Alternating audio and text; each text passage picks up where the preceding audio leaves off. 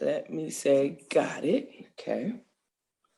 So hello. Um, Hello. this is for the Living Archives Charlotte, which is a 3-year project with Johnson C. Smith University, the Center for Documentary Studies at Duke, and the Charlotte Mecklenburg Library with the Levine Museum of the New South. And Oh, so I'm nice. Christina. I'm the Hi, project Christine. manager. Hi. And I'm excited to get to start interviewing you. If there's anything you don't want to answer, you don't have to. We can say skip. If you've already answered a previous question previously, then that's fine too. So, Okay. Okay. yeah. Okay. I'm excited to be a part, and thank you for Thank the opportunity. thank you for being a part of it. I really appreciate it. Yeah. So, what is your full name? My full name is Janella Williams Walker. Williams is my maiden name. Walker is my married name. Okay. And would you like to share your name with the archives that will result from this project, or would you like to use a pseudonym? You can use my name. Okay. What city and state do you reside? I reside in Charlotte, North Carolina. And where were you born? I was born in a little small town called Tulare, California. Yeah. I moved to Charlotte 15 years ago. Wow, that's a Yeah. far move. It was a fight. I didn't know anybody. My ex, we're still friends. He's an architect, and we met in California, and he wanted to live in the South. He said, "You'll love it. It's beautiful there. It's a good place to raise our kids."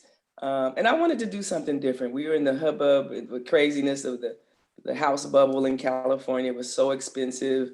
I was an older mom and a crazy busy job that I loved, but I wanted to kind of slow down a little bit. And so we started visiting here, and I just fell in love with it. I fell in love with the people, the green trees, and just the city at the time. And I still love it. I love the city. I work for the city. I loved it so much. I work for the city. So Oh, you do? Okay. yeah, I work for the city of Charlotte. You do. Yeah, Nice. yeah. I worked for Mecklenburg County before I took this position. Oh, So okay, okay, yeah, yeah, public servant. yeah. Okay. So when were you born? I was born in February 1965. It seems like 100 years ago. In my head, I'm still 20. But I was the youngest of four. My parents were John and Geneva Williams. He was 48. She was 41. I was one of those oops babies, right? My older sister was 22. My brother was 13 and my sister was 14. So everybody was like, where'd she come from? Oh yeah. My Yeah, mom calls him a change of life baby. You just yeah, kind of yeah, expected yeah, it. exactly, Yeah. exactly. That's what my mom said. She said, I didn't know what was going on. Yeah. So how long well, you already answered that. You've been a Hmm. Charlotte resident for the past 15 years? 15 years this past July. Okay. What do you know about the coronavirus and what fears do you have, if any? You know what? In the beginning, I was one of those people that said, it's just the flu. What hit me when people started dying, and I was like, what is going on? My niece is a pediatrician, so immediately I started calling her.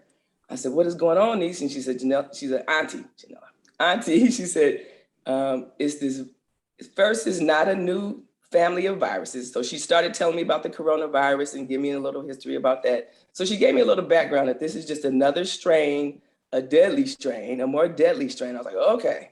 And she started saying, do the things to protect yourself, mask up until, the science figures it all out. I did have a whole lot of fear in the beginning. Um, but the people around me, we were all of the like mind. Listen to the doctors, listen to the science, and just protect yourselves. And so the more knowledge I got about it, the more I felt more comfortable. The scary part still for me was just people getting it and dying. That was my concern. It did affect our family. I don't know if we'll get into this later, but it affected our family in a way that, you know, really caused us to say we got to pay attention to everything that's going on and just pay attention to the science and be the best neighbors we can be by protecting ourselves. So, so I don't know if that answers your question. I mean, I have fear, but not, enough to know I need to pay attention and protect myself. And I did the same with my kids. Just protect yourselves as much as you can and others. No, you answered that wonderfully. Thank you. Mhm. What effects has the crisis had on your own mental and emotional health? Ooh, well, if you can't tell already, I am a super people person. Love people, love connecting. It affected me deeply because when we had to start staying at home in the very beginning, I was like, oh my God, how are we and my kids? My son had to come home from college. I was most concerned about him mentally because he loves his college. He loves being around his college family. So together we kind of worked through it. Um, Mentally, I think I combated, being isolated, if you will, by still getting out. I have a wonderful circle of friends. From the very beginning, we're like, guys, we got to figure this out. We started walking. We walked. We kept. I'm a walker, and so we walked our 3 miles, literally walking across the street from each other, like and yelling and talking. And so that helped me through the entire time. I thank God for them. We talk about it till this day. We still do it. We still walk. That helped me. There was probably one dark time. I think I had one weekend. I was sitting in my living room, like I felt like Charlotte was getting too small. I hadn't traveled. I think that's when I started kind of freaking out for a month. Like, Lord, how are we going? Now we got it.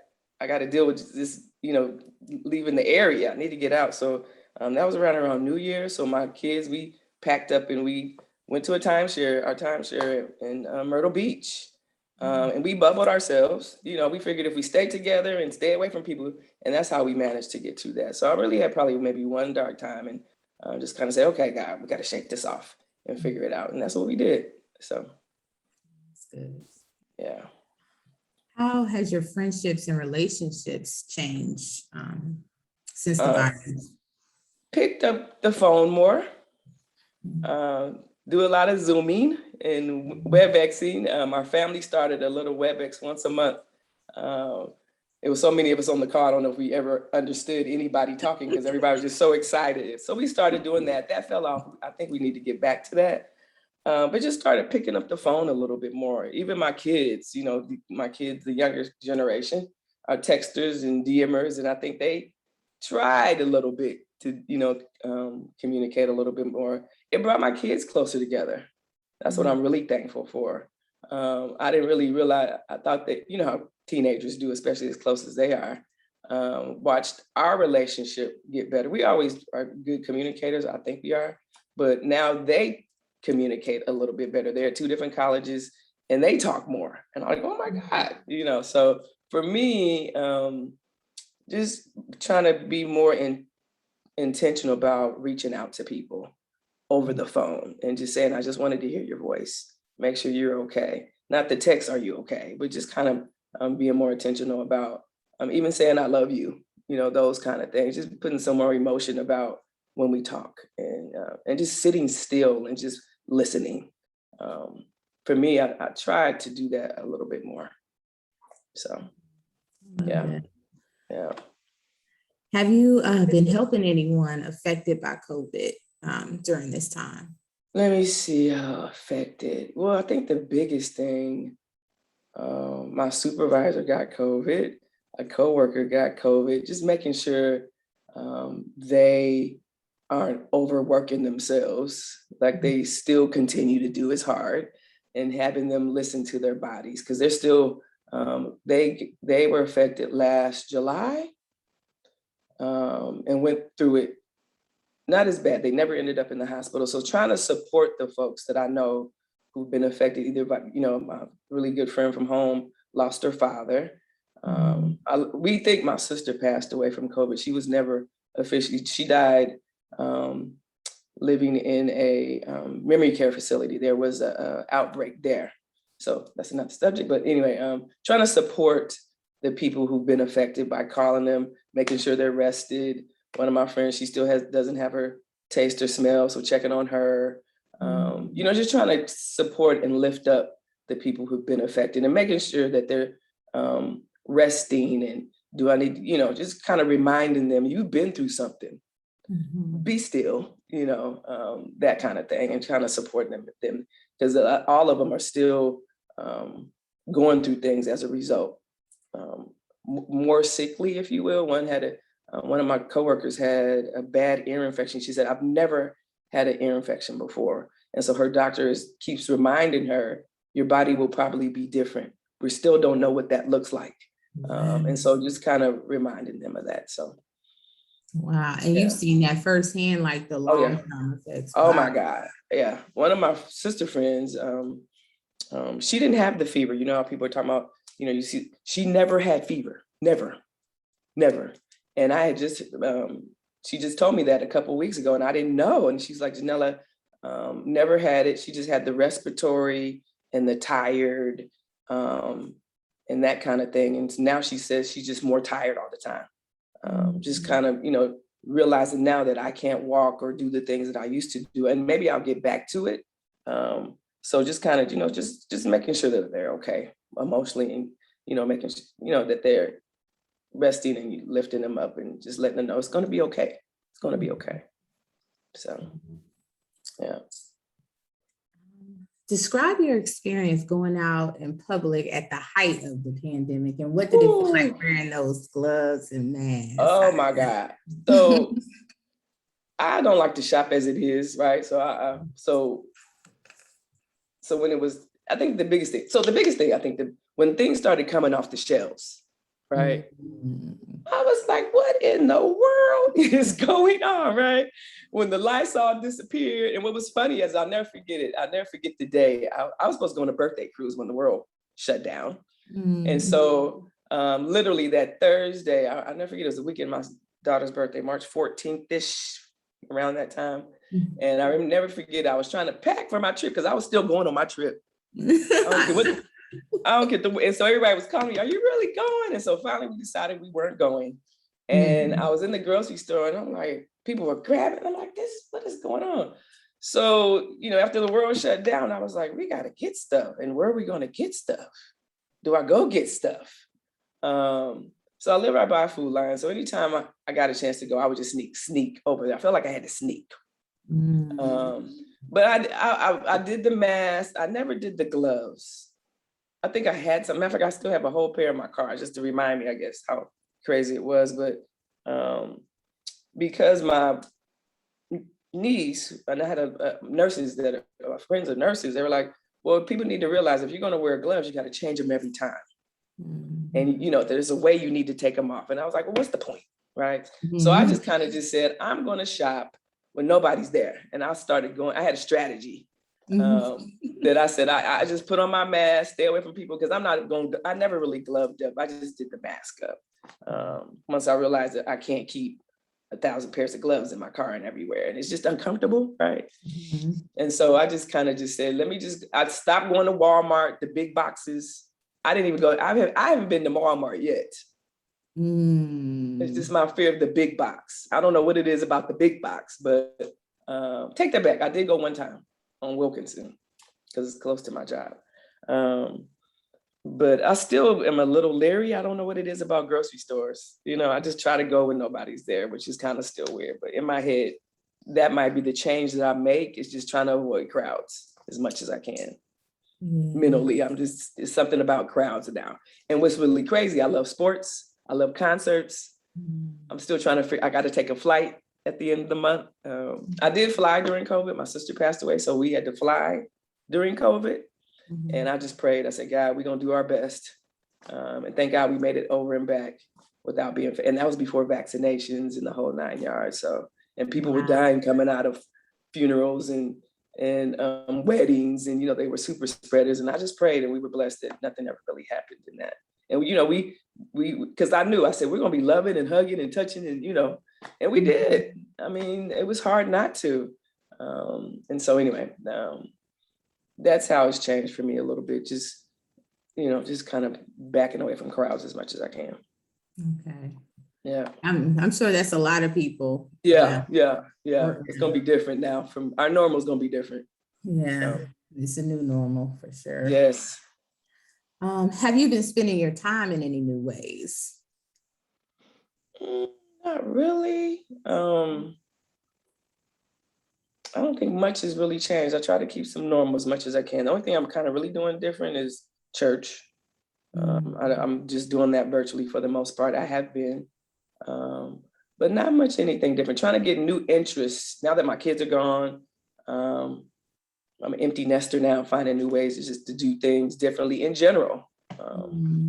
And those things will probably be involved, hobbies that aren't, that are more isolated, if you will. This sounds weird. One of my friends teaches gun safety. So she's like, come on, start shooting with me. I might start a new interest in guns. And she said, you can go to a range by yourself, just doing things that are not so much being with others. As much as I love being around other people, just trying to do more things that are more on my own, if you will. A good mix. It doesn't always have to be with people, is my point. That kind of thing. So doing things just a little different in terms of recreation. So that's cool. And I know, yeah. I'm sure a lot of people have picked that up because I know Mecklenburg County gun permits, they were like backed up for months. Oh, they're still, Yeah. So I did slack up on it, but she said you can still go to the range and that kind of thing. And thinking about in terms of safety too, which I hate to even think of guns in that way. But that's a whole nother discussion too. Yeah. So what was one thing you missed the most during the pandemic? And I think I can guess what that is. Yes. Travel. Travel is one, especially, my whole, like I said, I think the pandemic, I think I told you, was a cruise. It was a bunch of us, 12 of us going on a cruise. And I was like, we had planned it for months and weeks. Travel, and not that I'm a big traveler, but just the ability to. But that was my plan. I got my passport, trying to plan a trip now with my kids. Just being around people. Like I said, I'm a people person. Even being at work, people are loving being out of the office. I still go in. I'm the only one there. And a few other, and I'll take that though. We're on 2 different floors. And so there's some people on 2 different floors. On my floor, it's just me. On the other floors, it's a few more people. But just being around people, just being around, I'm a super people person, and I just really miss doing that. And I know it's going to be different. And I got to get used to that. So yeah, it's going to be different. So what is something you had to put off during the pandemic that you plan to do once the restrictions are lifted? And I know like some restrictions are already lifted. So have you started to do anything new? The travel thing, again, I'm still mourning the death of my trip. It was a 55th birthday jazz cruise, and just trying to do more of that if I can. And I think that's pretty much it, just the travel thing. I'm still a little cautious. I got a couple of trips planned in a couple of weeks. And so just trying to plan for that and be safe too, as these numbers are changing. So yeah. And now we're going to go to work. Did you work during the pandemic, and was that virtual, or how did you do that? I heard you say you go into the office somewhere. Yeah. We never stopped. We always had the ability to work virtually. So we just said, we clamped everybody down, and everybody went 100% virtual. It was tough for a lot because we were hiring people, training people in a virtual environment, which was tough. And now we're seeing that while we thought we did well, there's still some learning gaps that we have to fill. We're still trying to figure that out because we're still virtual, pretty much. I think in a couple of weeks, we're going to start going in at least twice a day and just trying to figure that all out. But we never stopped, and we got busy. We stayed busy. The challenge was people started working more. Didn't know how to turn off the laptop. We're still slapping hands virtually. Stop it. I'm working this weekend and I see people on already. Stop it. And we're just doing it. I don't even know how to share bored. I wouldn't say boredom at home, but people are just wearing themselves out, literally working. And I think we've ramped up so much from home that we're trying to figure out how to undo it. And I'm a victim to it too. So we got to figure that out. So you're going to be working today, you think? Just a little bit. Just a little bit. Just a little bit. Don't do too much. Exactly. So what is your biggest fear as we appear to reach the end of the pandemic? Appears is a strong word. We wrote these questions a while ago, and I'm gonna have to update them. Exactly. Well, my biggest fear about pandemics, period. How about that? Mm-hmm. Is that there's always going to be one, right? That, never did we think that we'd have to deal with, what was the last one where I got the big shot? I tell people I got the shot, where it left me a mark, smallpox, right? That was 100 years ago. I don't know how old I was when I got that shot, maybe 3 or 4 or 5, I don't know. I told my kids, you might see a couple more of these in your lifetime, right? We're going to have to learn, and I hate this is even coming out of my mouth, with the threat or being in a pandemic, and learning how to literally say, switch, we're in a pandemic. We kind of rolled into this, like, this is really happening. Is this really happening? Oh my God, it's happening. There was a couple of months of that, maybe even longer. I think there's some people who still believe it's a hoax, which blows my mind. But I think we're going to have to live in a way that says, let's protect ourselves somehow so we can prevent it. And when it does, if and when it does, these are the things we're going to have to do to live through it, or to get people through it, not only emotionally, physically, financially. We don't know what the economy is going to look like, or how it's going to look, or how we're going to sustain ourselves. My daughter worked for Olive Garden, right? Little part-time job. She loved that job, but I had to help her when they had to stop working. She's like, Mom, what am I going to do? I said, well, think about the people who that's their full-time job. Yeah. This is her little part-time job. She had people there who that was their full-time job, and how they get through it. And it really changed all of our perspectives. I was able to work without even stopping, benefits intact, being able to pay my mortgage. What about the people who weren't in that position? And that's where my biggest concern still is for them. How do they get through this? So, yeah. Yeah, that's something we're going to have to deal with, I think. Yeah. There might be some things we have to do, pay a little bit into more. I'm willing to pay more taxes for a fund or whatever it takes for these kinds of things.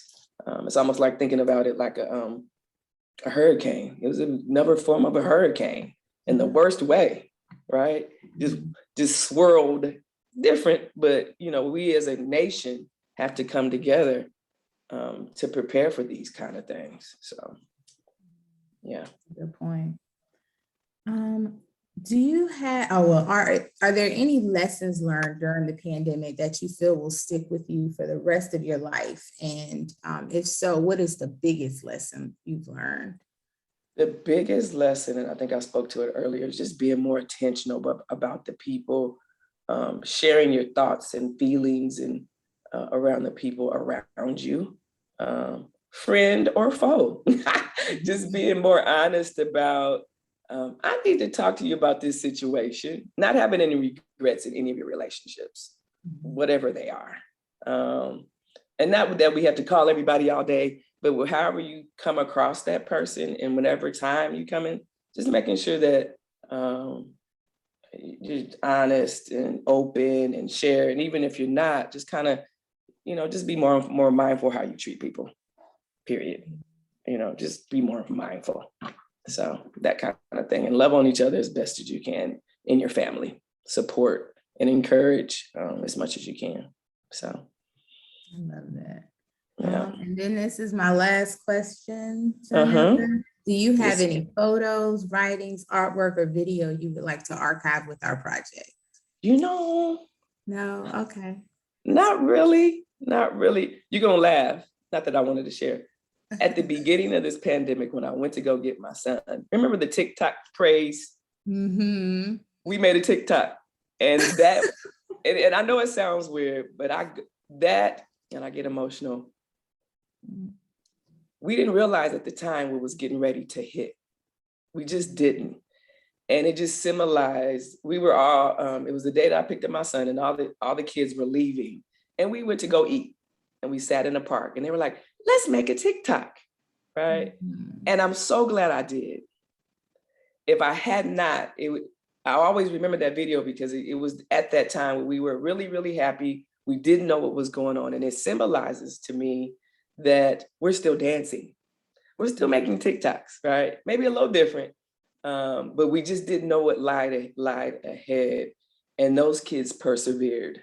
I'm so proud of them. They could have went all kind of sort of ways, mentally, physically, but those babies are still doing their thing, going to school. So it just symbolized how strong we are and how even we made fun that day and a lot in light of what we didn't know what was going on. So in my mind, that'll be my video. I don't think it's important enough to share with you guys, but I just wanted to share. That's what that video, I was looking at it in my archive this morning, like, that was fun. We had a good time. And for me, it'll be just a special time.